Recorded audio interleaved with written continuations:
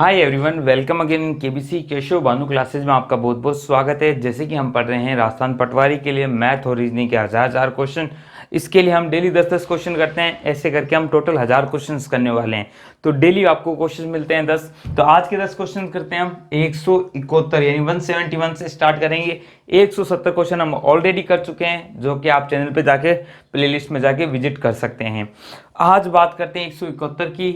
आज के 10 क्वेश्चन। तो पहले आपको खुद सॉल्यूशन करना है, उसके बाद आपको मेरा सॉल्यूशन देखना है, ताकि आपका खुद का चेक हो। लास्ट में कमेंट में जरूर बताना कि आपके कितने क्वेश्चन सही हुए। ठीक है, पहला क्वेश्चन क्या कह रहा है, 2 साल पहले पुष्पा की उम्र रीता की उम्र से दुगनी थी। ठीक है साहब, 2 साल पहले की बात है। यदि उनकी आयु का अंतर 2 साल है मतलब अभी है ना, वर्तमान में उनकी आयु का अंतर कितना है, 2 साल है। तो पुष्पा की वर्तमान आयु बताओ। तो मैं मानता हूं पुष्पा और एक कौन है, एक है रीता। आपको एक बात तो ऑब्वियसली पता चल गई कि इनकी वर्तमान आयु का अंतर कितना है, 2 साल। अब ये देखना है कौन बड़ा है कौन छोटा है। उसके लिए आप देखोगे कि 2 साल पहले पुष्पा की उम्र रीता की उम्र से दुगनी थी। तो बड़ी कौन है, ऑब्वियसली बात पुष्पा है, क्योंकि रीता की 2 गुनी थी, वो भी पुष्पा, और ज्यादा टाइम पीरियड भी नहीं है, 2 साल पहले। तो मैं पुष्पा का क्या मानता हूं, x मान लेता हूं। पुष्पा की उम्र क्या है, x है। तो रीता की क्या हो जाएंगी, x - 2। तो अंतर कितने का है, 2 साल का। ठीक है साहब, ये तो है वर्तमान की। ये कब की है, वर्तमान की। अब 2 साल पहले की एक केस दिया हुआ है, उसको हम देखते हैं। 2 साल पहले जो पुष्पा की आयु है, पुष्पा की जो आयु है वो 2 गुना है किसकी आयु की, रीता की आयु के। ठीक है साहब, पुष्पा की आयु 2 साल पहले क्या होगी, x - 2। 2 साल पहले x - 2 होगी। और रीता की क्या हो जाएंगी, 2 गुना x - 2 - 2। यही उम्र रही होंगी आपकी। अभी 20 साल है, तो 2 साल पहले कितनी थी, 20 - 2 यानी 18 साल। ऐसे ही यहाँ पे हो जाएगा। तो x - 2 = 2 × x - 4। ठीक है साहब, x - 2 = 2x - 4 दूनी 8। 2x से x गया, ये 8 इधर गया तो आया 6 और x गया। तो x की वैल्यू कितनी आ गई, 6 साल।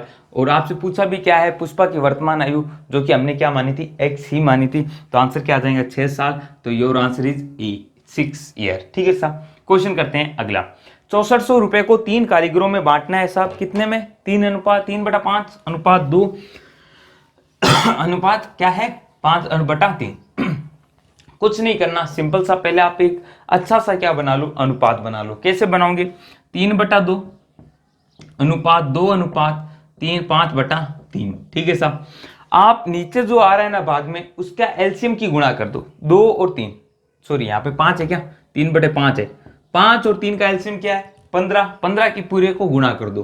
पूरे को गुणा करने पे अनुपात में कोई फर्क नहीं पड़ेगा। अब देखो 15 5 बार कट जाएगा, बचेगा क्या ऊपर, 3। 3 × 3 9। 15 की 15 पूरे गुणा होंगी, 30। अनुपात यहाँ पे 3 5 25। तो ये आपका एकदम सही से अनुपात आ गया। अब इस अनुपात के हिसाब से आप 6400 रुपए बांट दो, किस में, दूसरे कारीगर का हिस्सा। तो दूसरे कारीगर का हिस्सा कितना होगा, दूसरे कारीगर का हिस्सा, जो हिस्सा है किसका साहब, सेकंड नंबर का, वो सेकंड नंबर का क्या होगा, 30। इसका अनुपात कितना है, 30 बटा अनुपातों का योग, 30 20 50, 50 और 65 और 55 और 9 64, 64। और टोटल कितना है, 6400। तो आप आराम से देख सकते हो कि अंतर कितना आ जाएगा। 100 कर देता हूं तो आ जाएगा 3000 रुपए। तो आपका आंसर क्या आ जाएगा, 3000 रुपए। This is your answer. 3000 रुपए ऑप्शन में है क्या, हाँ, option number D, this is your answer. ठीक है सर, अगला क्वेश्चन देखिए। यदि किसी वस्तु के क्रय मूल्य व विक्रय मूल्य का अनुपात 4:5 है, तो लाभ प्रतिशत ज्ञात करो। तो ये तो एकदम ही सिंपल है। आपको क्या कहा गया है, क्रय मूल्य और विक्रय मूल्य यानी cost price and selling price का रेशियो दिया है आपको। किस किस का दिया है, CP/SP। ये कितना दिया है, 4/5 मतलब क्या है, अगर CP 4 है तो SP कितनी हो जाएंगी, 5। तो मुझे बताओ, 4 रुपए में खरीद कर 5 में बेचूंगा, लाभ प्रतिशत क्या होता है। देखो आप सबको पता है लाभ प्रतिशत होता क्या है, लाभ जो भी लाभ हुआ है बट्टा रुपए में जो भी है ना लाभ, बट्टे में क्रय मूल्य × 100, यही तो होता है लाभ प्रतिशत। लाभ कितने का हुआ, 4 में खरीद कर 5 में बेच रहा हूं, लाभ 1 रुपए का हुआ, बट्टा क्रय मूल्य कितना है, 4 है, गुणा में 100 कर दूं तो आंसर क्या आ जाएगा, 25%। यही आपका आंसर है, that is answer number D. अब बात करते हैं क्वेश्चन नंबर 174। अच्छा क्वेश्चन है, पूछे जाते हैं ऐसे वाले क्वेश्चन और इंपॉर्टेंट क्वेश्चन है, ध्यान से समझना इस मेथड को, आपके लिए बड़ा काम आएगा, बहुत क्वेश्चन पूछे जाते हैं इस पे। 300 ग्राम चीनी व पानी के विलयन में चीनी 40% है, इस विलयन में कितनी चीनी और मिलाया जाए कि चीनी प्रतिशत 50% हो जाए। देखो पहली बात तो आपके माइंड में रहना चाहिए, विलयन कितना का है, 300 ग्राम का है, ठीक है साहब। और उसमें है क्या, एक तो चीनी है और एक क्या है, अनुपात में रख लेता हूं पानी। पहली बार में क्या है, 40% चीनी है, 40% चीनी है तो डेफिनेटली कितनी होगी, 60% पानी रहा होगा। इसका अनुपात निकालो, 20 से काटा 2 बार 3 बार, तो पहला जो अनुपात है वो 2/3 है, ठीक है साहब। उसके बाद क्या है, इसमें कुछ चीनी मिलाई है, एक्स्ट्रा मिलाया क्या है, केवल चीनी मिलाई है। चीनी मिलाई कि चीनी का प्रतिशत कितना हो जाए, 50% हो जाए। तो 50% का मतलब क्या, 50% ये है, 50 ये, तो अनुपात काटोंगे तो क्या आ जाएगा आपका, 1:1। तो आपको क्या करना है, आपको करना है कि पहले जो अनुपात 2:3 था उसको कितना बनाना है, 1:1 बनाना है। परंतु एक चीज सोचिए, आपने क्या मिलाया है, चीनी मिलाई, आपने क्या मिलाया है, केवल और केवल चीनी मिलाई है। आप क्या करो, जहां यहां पानी का जो अनुपात है ना, वही अनुपात यहां बना दो, तो सीधा सीधा जो अंतर आएगा ना अनुपात में, वो आपको चीनी का अनुपात बताएगा। क्यों कर रहा हूं मैं ऐसा, क्योंकि मिलाई केवल और केवल क्या है, चीनी है, तो मैं पानी को क्या बना रहा हूं, कांस्टेंट बना रहा हूं। यहां पे पानी 3 है, यहां पे मैं पानी 3 बनाने के लिए पूरे को गुणा किससे कर दूं, 3 से गुणा कर दूं, तो ये आ गया 3:3। अनुपात में तो कोई प्रॉब्लम ही नहीं है। तो अब इसको और इससे कंपेयर करो कि भाई 3 पानी बराबर है, आपने जो चीनी मिलाया है वो कितनी मिलाई है, 1 यूनिट मिलाई है, 1 यूनिट मिलाई है चीनी। 2 से 3 होगी ना, 2 से विलयन में 3 होगी, तो एक्स्ट्रा कितनी बढ़ी, 1 बढ़ी, 1 यूनिट बढ़ी, और वो 1 यूनिट कितनी थी, वो अब आपको निकालनी है। वो कैसे निकालोगे, सिंपल तरीका है, 2 और 3 आपके पास टोटल कितना था, 5 यूनिट था। 2 और 3 कितना होता है, 5 यूनिट। ये जो 5 यूनिट है क्वेश्चन के किसके बराबर है, 300 ग्राम के बराबर है, 300 ग्राम के बराबर है। आई बात समझ में, आपने सारा कंपैरिजन इसी से तो किया है। आपके पास पहले विलयन कितना था, 2 और 3 5 यूनिट, 5 यूनिट किसके बराबर है, क्वेश्चन ने कहा था 300 ग्राम के बराबर है। आपको क्या निकालना है, 1 यूनिट, क्योंकि आपकी मिली कितनी है, 1 यूनिट चीनी, तो 1 यूनिट कितना हो जाएगा साहब 300/5, दैट इज कितना आया, 60 ग्राम। आंसर आ गया आपके सामने, this is your answer, this is 60 ग्राम। 60 ग्राम आपका आंसर आ गया, 60 ग्राम आंसर आ गया। आई होप आप इस चीज़ को समझ गए होंगे, कोई प्रॉब्लम आपको नहीं रही होंगी। 60 ग्राम चीनी मिलानी पड़ेगी, ठीक है। अगला क्वेश्चन कीजिए 175, और भी आसान क्वेश्चन है, सिंपल क्वेश्चन है, ये तो एकदम फॉर्मूला बेस्ड है। आपको पता है किसी भी चतुर्भुज का आप निकाल सकते हो एरिया, अगर आपको उसकी विकर्ण पता हो। तो विकर्ण पता हो तो आपको क्या एरिया निकालना होता है, ये तो समचतुर्भुज है तो विकर्ण भी दिए हुए हैं इसके, दैट इज क्या है, d1 d2। तो जो एरिया होता है, क्षेत्रफल होता है, वो क्या होता है, हाफ d1 इंटू d2। तो हाफ d1 कितना दिया हुआ है साहब, एक 8 सेंटीमीटर का है, एक 6 सेंटीमीटर का है, तो बना लीजिए, कोई प्रॉब्लम ही नहीं है। गुना 8 गुना 4 6, तो 4 6 चौक 24 centimetre square, this is your answer. Simple question था, आंसर आ जाएगा 24 सेंटीमीटर स्क्वायर।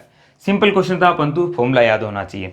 अब बात करते हैं, 5 क्वेश्चन हो गए, अगले 5 क्वेश्चन की। तो ओके गाइज, आगे के क्वेश्चन 176 से 180 तक ये हैं। पहला क्वेश्चन देखो, सारे अच्छे क्वेश्चन है, अच्छे समझना, कॉन्सेप्ट वाले क्वेश्चन है।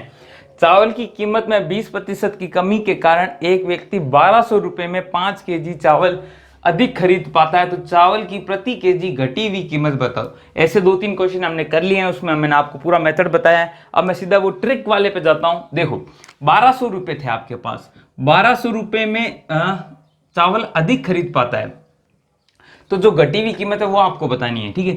1200 रुपए है, 1200 रुपए के कितने कीमत में क्या कमी आई है, 20% कमी आई है। तो आप 1200 को 20% निकालें, 20/100 यानी काटे तो कितना आया, 240 रुपए।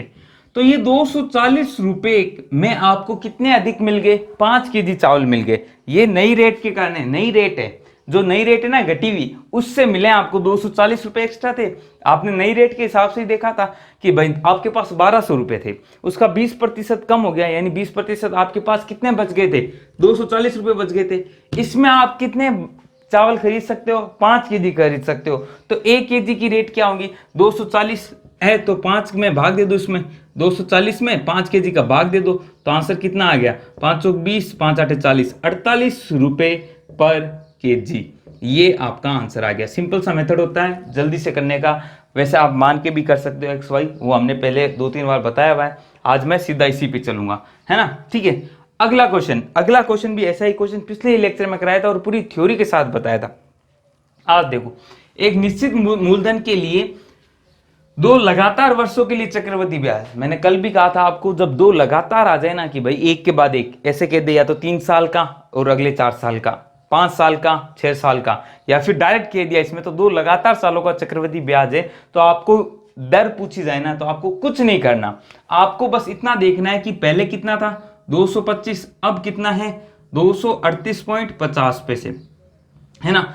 अंतर निकालो। आप तो बस ये देख लिया करो, ये मूलधन है और ये क्या है, मिश्र धन है।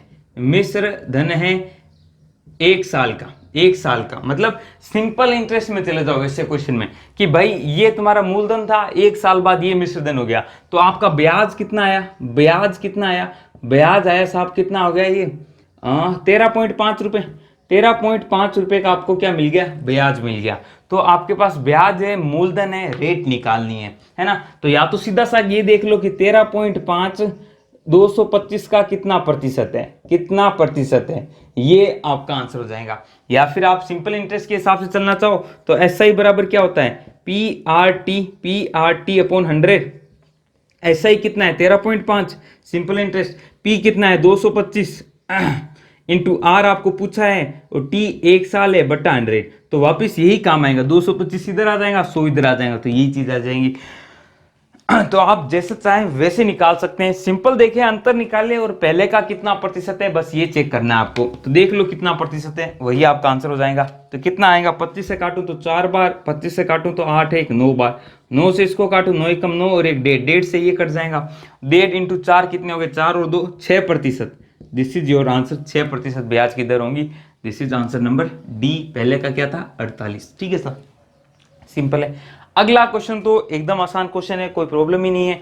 ए किसी काम को 20 दिन में करता है, बी उसी काम को 30 दिन में करता है, तो बताओ दोनों मिलकर कितने दिनों में खत्म कर देंगे।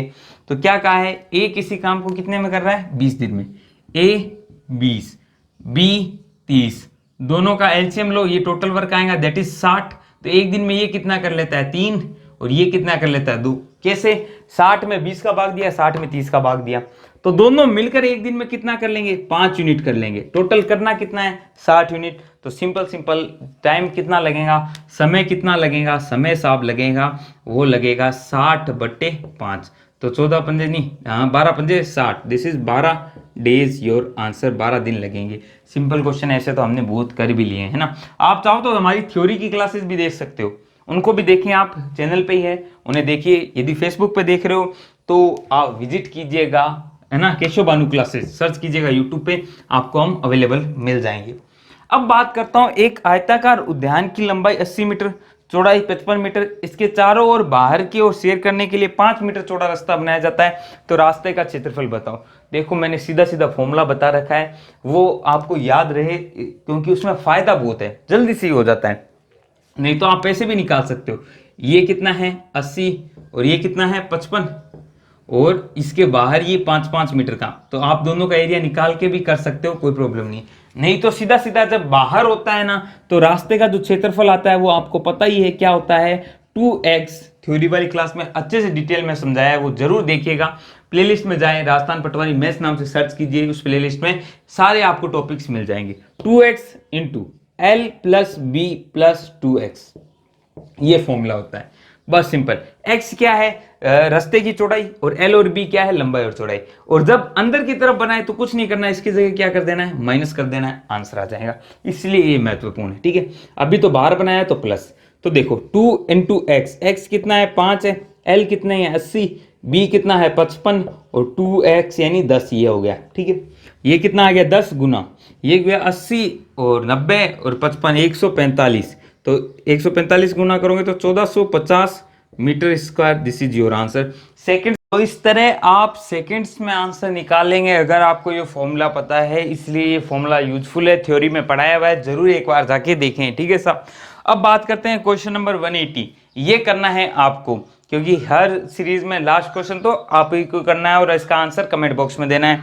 उस कमरे की चारों दीवारों का क्षेत्रफल ज्ञात करें जिसके फर्श का परिमाप 52 मीटर है और ऊंचाई 7 मीटर है। ऑप्शन 360, 364, 216 और नन। इसका आंसर आप कमेंट बॉक्स में देना। आज के लिए इतना ही। क्लास अच्छी लगी तो लाइक कर देना, नए हो तो सब्सक्राइब कर देना, बेल आइकन हिट करना तो भूलना भी मत।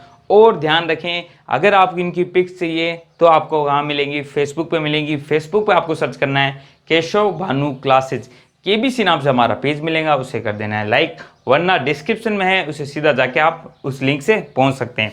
आज के लिए इतना ही। कल सुबह फिर मिलता हूं मैथ के क्वेश्चंस के साथ या रीजनिंग के क्वेश्चन के साथ। तब तक के लिए अलविदा। जय हिंद, जय भारत।